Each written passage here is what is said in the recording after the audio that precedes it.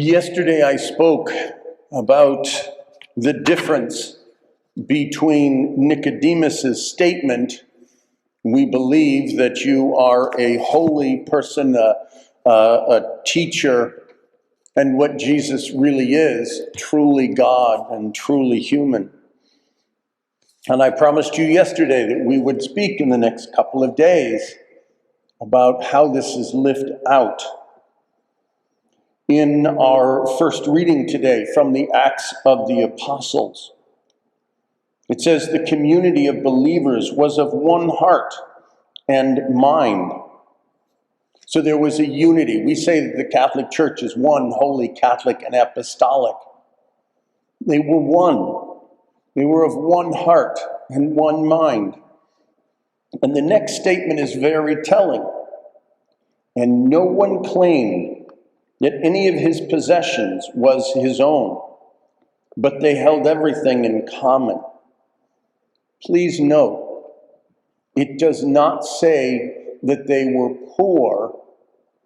It says that they did not have any who were in need, but they held everything in common. I'm sorry, that's down a paragraph. There was no needy person among them.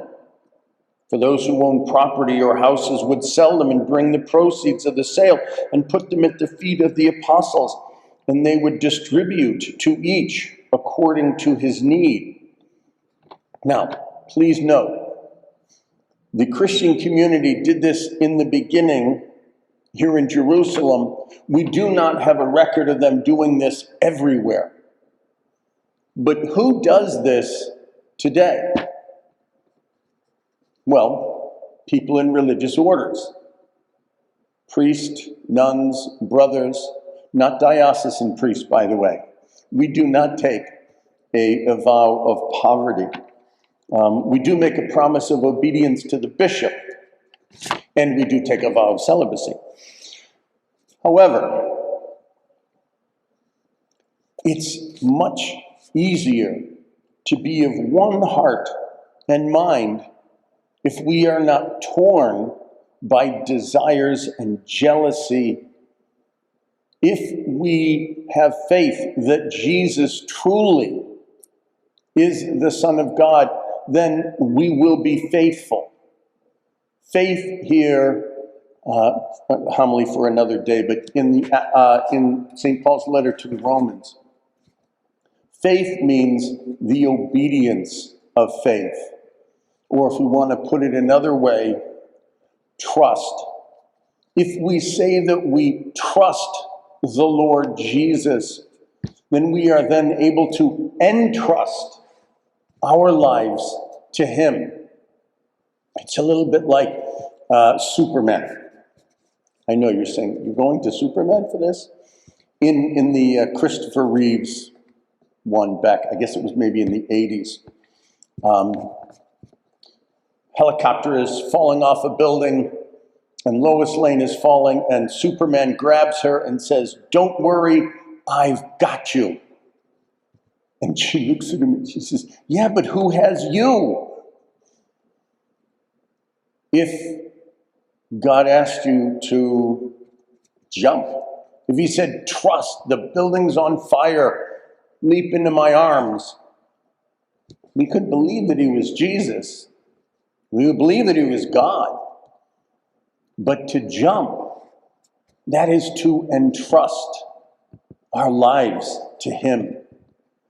And so what they did here, the earliest of all Christians, is they entrusted themselves. They weren't poor. I think sometimes we confuse these. When a nun, I preached this morning for the Palatine sisters. This is a much easier homily to give to them because they take a vow of poverty. They take a vow of obedience. If you're living your life in obedience, and if you're living your life in that generosity of giving what you have, then it's very easy to believe in Jesus because you've entrusted your life to him. So what are the things in your life that disturb you? What are the things in your life that keep you from having peace? Peace in your heart and peace of mind. And just a suggestion, just for today, try it. All those things that you have, just say to Jesus, I'm going to entrust these to you for today. Or maybe I'm going to entrust these to you over lunch. Maybe you can't do a whole day, but entrust your life to Jesus. And then we will know the peace that the early Christians had.